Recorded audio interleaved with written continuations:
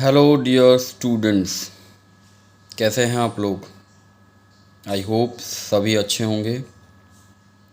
तो आज हम कुछ नया डिस्कशन करने जा रहे हैं। आज हम नाइन्थ क्लास की मोमेंट्स के स्टार्टिंग 4 लेसन्स के कुछ इम्पोर्टेंट क्वेश्चंस के बारे में पढ़ने जा रहे हैं। तो आज के वीडियो में हम जानेंगे कुछ इम्पोर्टेंट क्वेश्चंस। तो आइए जानते हैं कुछ इम्पोर्टेंट क्वेश्चंस नाइन्थ क्लास की मोमेंट्स बुक से। तो पहले बात करें, पहला चैप्टर या द लॉस्ट चाइल्ड चैप्टर की बात कर लें तो एक क्वेश्चन इम्पोर्टेंट ये आता है,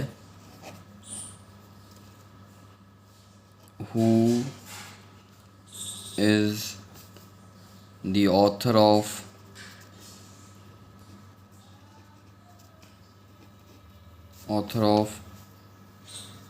हालांकि आपको स्टार्टिंग के 3 जो चैप्टर्स हैं उनके ऑथर्स का नाम याद कर लेना चाहिए, क्योंकि ऑथर का क्वेश्चन 1 नंबर में आ सकता है, किसी भी एग्ज़ाम के लिए इम्पॉर्टेंट है।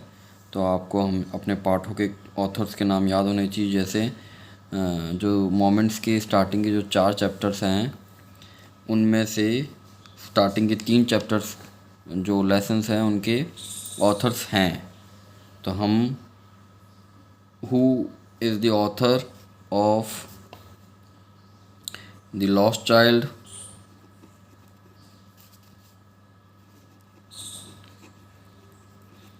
ऐसे ही सेम क्वेश्चन आ जाएगा, who is the author of the adventures of Toto.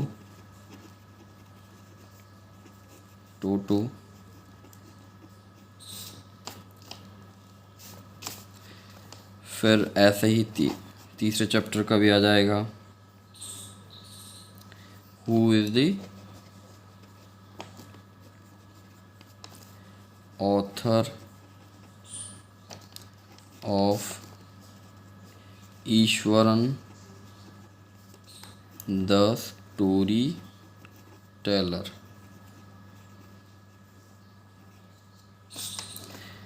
ये तो हो गए स्टार्टिंग के 3 जो चैप्टर्स के ऑथर हैं उनके नाम हमको याद होने चाहिए।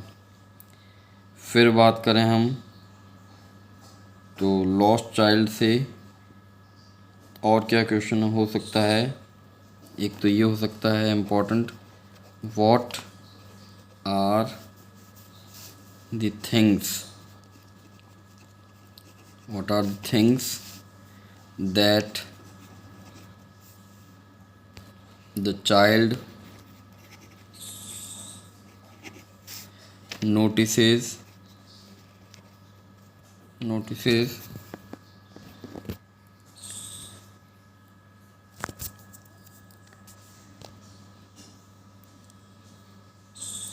in the way to the fair,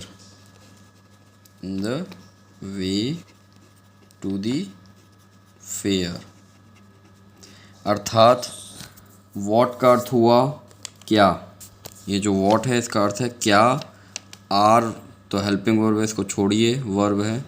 the things मतलब चीज़ें, दैट जो द चाइल्ड जो बच्चा है नोटिस करता है मतलब ध्यान जाता है जिसका, in the way to the fair, in the way मतलब रास्ते में, टू द फेयर जब वो मेले में जाता है बच्चा तो उस रास्ते में जो जो चीज़ें नोटिस करता है वह बच्चा, तो वो चीज़ें क्या हैं उनके बारे में बताना है हमको, उनका नाम लिखना है हमको। फिर और क्वेश्चन लॉस्ट चाइल्ड से कौन सा हो सकता है,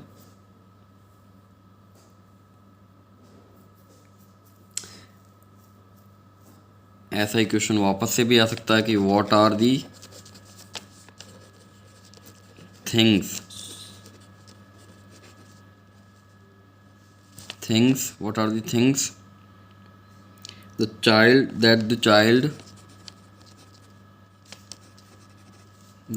child notices in the fair. अब ये ऊपर वाला क्वेश्चन और नीचे वाला क्वेश्चन सेम सा लग रहा होगा, लेकिन बहुत डिफरेंस है। इसमें तो था in the way to the fair, कि रास्ते में क्या चीज़ें नोटिस करता है। इसमें है व्हाट आर दी थिंग्स, क्या चीज़ें हैं जो कि बच्चा नोटिस करता है इन द फेयर, मेले में क्या चीज़ें नोटिस करता है, मतलब मेले में कौन कौन सी चीज़ें, कौन कौन सी दुकानें देखता है, वो उसके बारे में बताना है हमको। फिर अगले क्वेश्चन की बात करें तो जो लॉस्ट चाइल्ड से और कोई क्वेश्चन, हाँ एक क्वेश्चन ये आ सकता है, does the child meet his parents in the end. अब जैसा कि मैंने आपको बताया भी है पहले भी कि ये जो क्वेश्चन है वो स्टार्ट किससे हो रहा है, डज से, और डज क्या है, हेल्पिंग वर्ब। हेल्पिंग वर्ब से जो भी क्वेश्चन स्टार्ट होता है उसका आंसर हाँ या ना में होता है। तो ये क्वेश्चन क्या है, डज द चाइल्ड, क्या जो बच्चा है, मीट मिलता है, हिज पेरेंट्स उसके पेरेंट्स से, माता पिता से, इन द एंड अंत में, अंत में क्या मिल पाता है वो। अब उसको हाँ मिल पाता है या नहीं ये आपको पता होगा, आपने चैप्टर लेसन पढ़ा होगा। तो आगे बात करें, दूसरे चैप्टर की बात करते हैं हम। अगला क्वेश्चन 7वां क्वेश्चन। तो अब करते हैं हम टोटो वाले चैप्टर की बात। तो एक क्वेश्चन ये आ सकता है, इम्पॉर्टेंट है, is toto a mischievous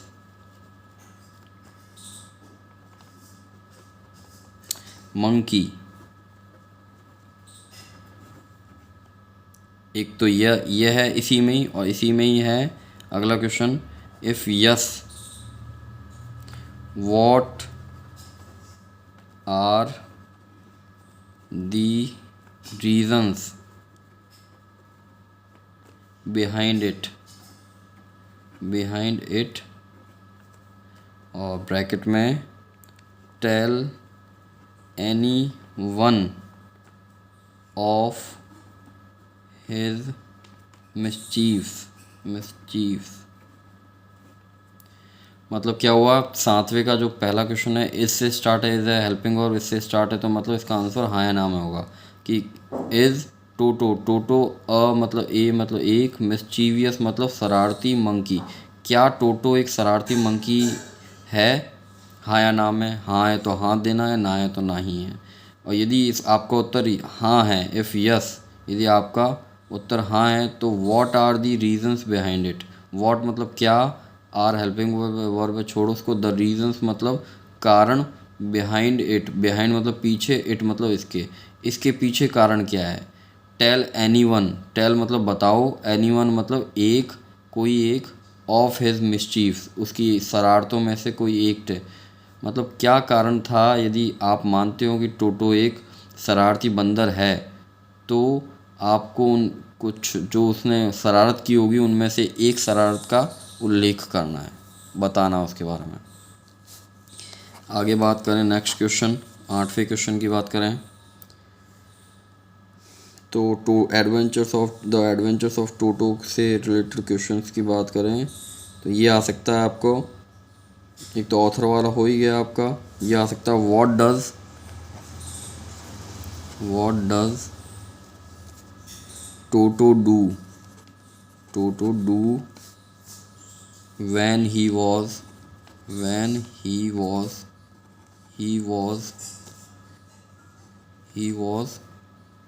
taken to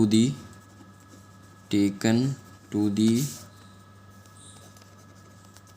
servants quarters, living quarters।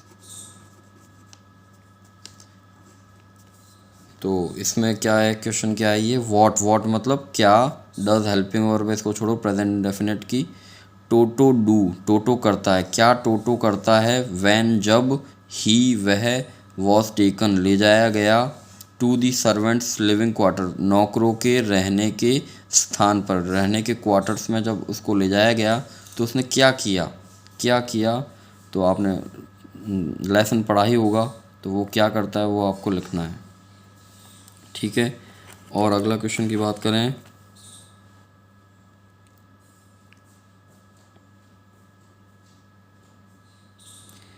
तो ये क्वेश्चन आ सकता है आपका, in how many rupees, in how many rupees was Toto bought. In मतलब मैं, हाउ मतलब कितने, इन हाउ मैनी कितने, इन हाउ मैनी रुपीज़ तो कितने रुपए में, वो था टोटो बॉट, टोटो ख़रीदा था, कितने रुपए में टोटो ख़रीदा था। इसके ऑप्शन हो सकते हैं आपके 2 रुपीज़, एक आंसर हो सकता है 3 रुपीज़, एक आंसर हो सकता है, ऑप्शन हो सकता है 5 रुपीज़, या एक ऑप्शन हो सकता है आपका 2 रुपीज़, 3 रुपीज़, 5 रुपीज़, या एक आंसर हो सकता है 4 रुपीज़। मतलब कितने रुपए में टोटो ख़रीदा गया था, 2 रुपये में, 3 रुपये में, 5 रुपये में, या 4 रुपये में, इनमें से एक ऑप्शन टिक करना हो सकता है आपको। फिर अगले नेक्स्ट चैप्टर की बात करें हम तो आता है हमारा ईश्वरन वाला। तो ईश्वरन में क्वेश्चन आ सकता है, हु इज़ ईश्वरन, एक तो ये सवाल हो सकता है, एंड साथ में ही name any 2 of the stories he narrated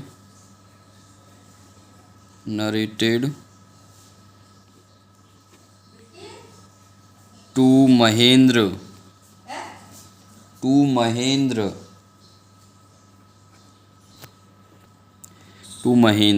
ठीक है, इसका अर्थ क्या हुआ कि हु मतलब कौन, इज़ मतलब है, ईश्वरन मतलब ईश्वरन, एंड कि ईश्वरन कौन है मतलब क्या काम करता है, उसका काम क्या है, कौन है उस चैप्टर में, ईश्वरन द स्टोरी टेलर में। एंड नेम मतलब नाम बताइए, एनी 2 किन्हीं 2 का, ऑफ द स्टोरीज कहानियों में से, ही वह, नरेटेड मतलब कहता है, टू महेंद्र को जो उसने कहानियाँ सुनाई, जितनी भी 3-4 जो भी कहानियाँ सुनाई उनमें से किन्हीं 2 कहानियों के नाम बताइए कि किसके बारे में कहानी थी, तो उनमें से 2 कहानियों के नाम बताने हैं हमको। आगे बात करते हैं Ishwaran the story teller chapter से, और क्या क्वेश्चन इम्पोर्टेंट है कि who, question 11, who is Mahendra, who is Mahendra, and to whom is he narrating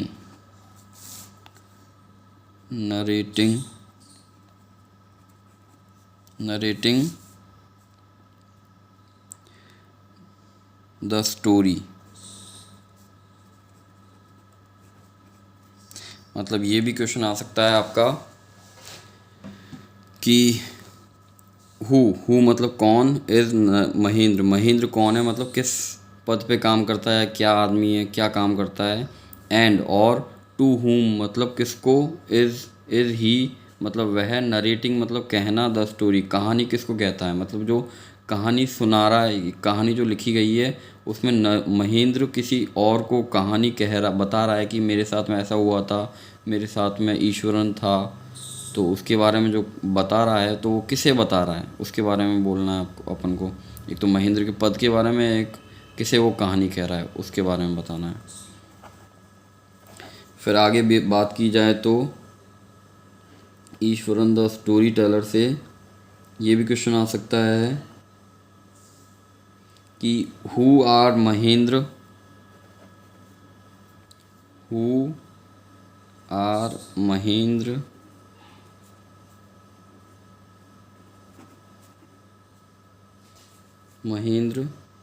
and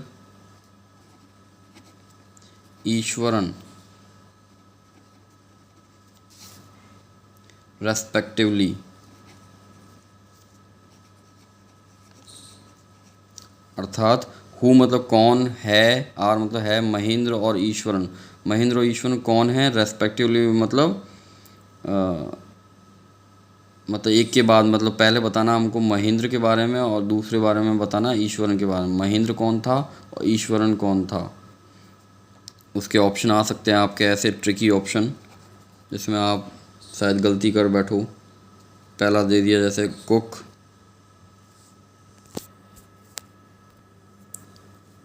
and supervisor,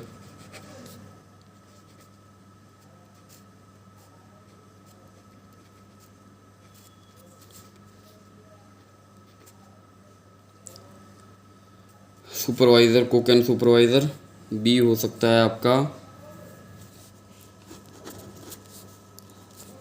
B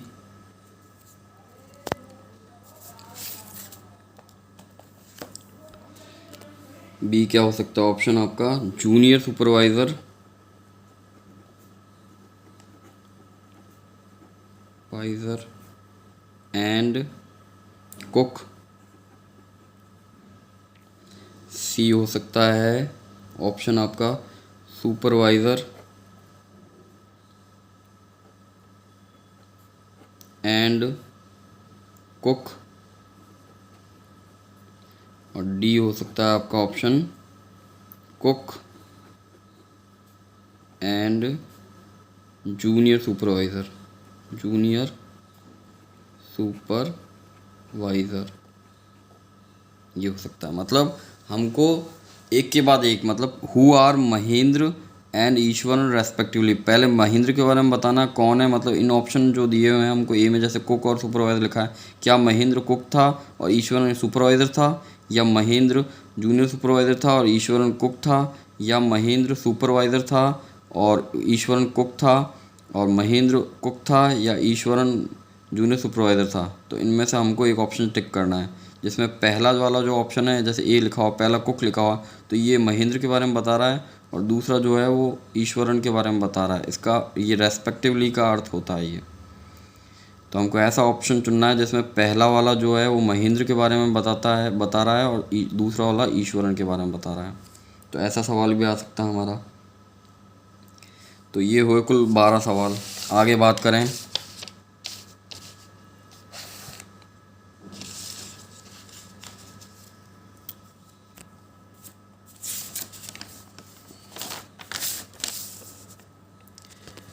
तो ये भी क्वेश्चन हो सकता है नेक्स्ट आपका question 13।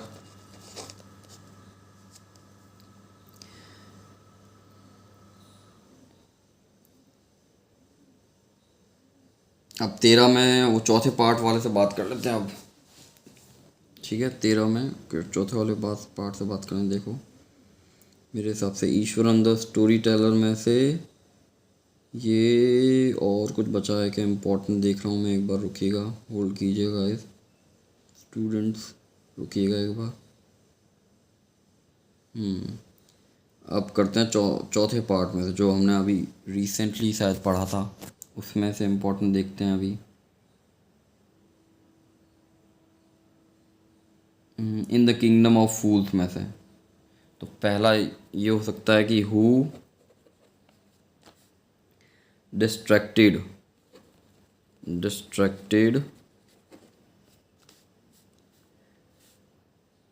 The bricklayer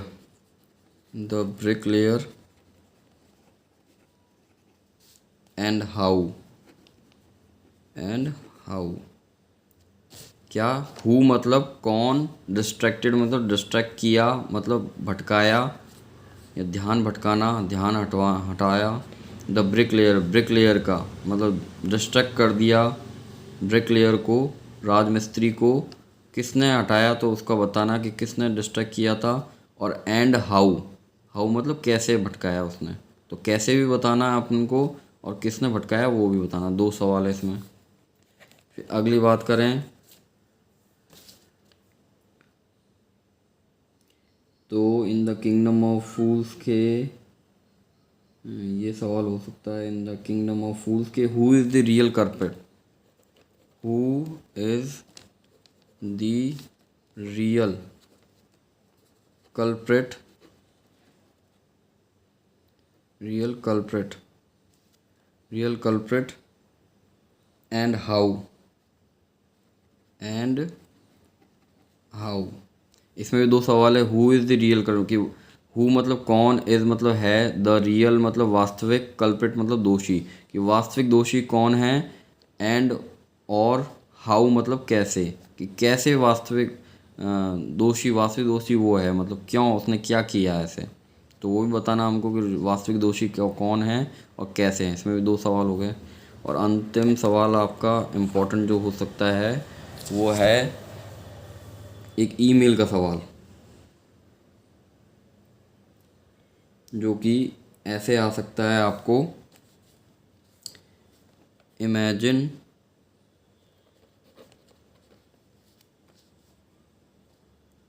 you are Mukesh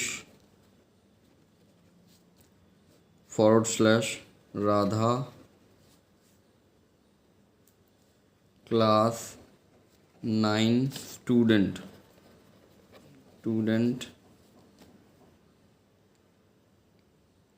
of GSSS 12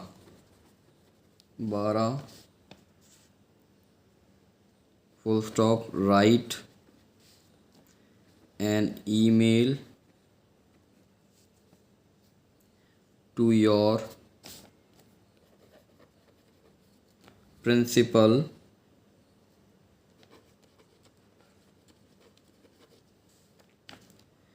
telling him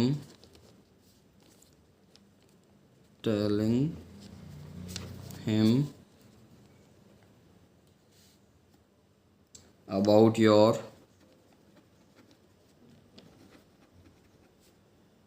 English teacher.